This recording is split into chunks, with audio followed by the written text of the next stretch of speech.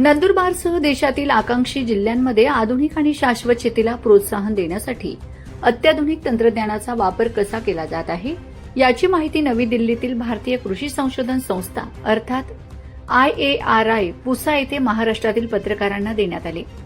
हवामानातील बदल, पाण्याची वाढती टंचाई आणि उपलब्ध शेतजमिनीच्या मर्यादा लक्षात घेता संरक्षित शेती, हायड्रोपोनिक्स, एक्वापोनिक्स आणि एरोपोनिक्स यांसारख्या आधुनिक तंत्रज्ञानाच्या माध्यमातून कमी जागेत आणि कमी पाण्यात भरघोस उत्पादन घेण्याचे प्रयोग सुरू आहेत। पॉलीहाऊसमध्ये राबविण्यात येणाऱ्या या तंत्रज्ञानामुळे तब्बल 80 ते 90% पाण्याची बचत होऊ शकते। या माध्यमातून पालेभाज्या, फळे आणि फुलांचे उत्पादन घेता येत असल्याची माहिती पत्रकारांना देण्यात आली। विशेष म्हणजे पाण्याची कमतरता असलेल्या भागांसाठी तसेच कमी जागेत शेती करू इच्छिणाऱ्या शेतकऱ्यांसाठी हे तंत्रज्ञान फायदेशीर ठरू शकते। आधुनिक शेतीकडे शेतकऱ्यांनी कसे वळावे आणि उपलब्ध साधन संपत्तीचा कार्यक्षम वापर कसा करावा याचे विविध प्रात्यक्षिकही पत्रकारांना दाखविण्यात आले। महाराष्ट्र TPIBच्या वतीने महाराष्ट्रातील नंदुरबार, गडचिरोली, धाराशिव आणि वाशिम या आकांक्षी जिल्ह्यातील पत्रकार दिल्ली दौऱ्यावर आले आहेत। या दौऱ्यादरम्यान नवी दिल्लीतील IARI पुसा संस्थेत पत्रकारांना आधुनिक शेती तंत्रज्ञानाची सविस्तर माहिती देण्यात आली।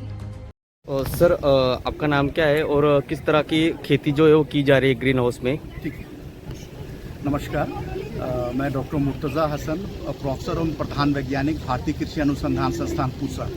यहाँ पर हम लोग संरक्षित खेती की जो आधुनिक खेती है, जिसमें हमारे किसान भाई एक संरक्षित संरचना जैसे ग्रीन हाउस या नेट हाउस बना करके उसके अंदर अति आधुनिक तकनीक जैसे hydroponics, aeroponics, aquaponics, soilless culture के द्वारा कुछ खास उद्यानिक फसलें जैसे सब्जियां हैं, फल हैं, फूल है, उसका सालों भर उत्पादन कर सकते हैं। और इस तकनीक की सबसे बड़ी विशेषता ये होती है कि इसमें खुले खेत के मुताबिक लगभग 80 से 90% जल की बचत होती है और इसका पूरा ऑर्गेनिक मॉडल भी तैयार है यहाँ पर। तो भारतीय कृषि अनुसंधान संस्थान में जो भी किसान भाई कुछ मॉडल देखना चाहते हैं संरक्षित खेती, हाइड्रोपोनिक्स, एरोपोनिक्स के, वो यहाँ पर आकर करके उस मॉडल को देख सकते हैं।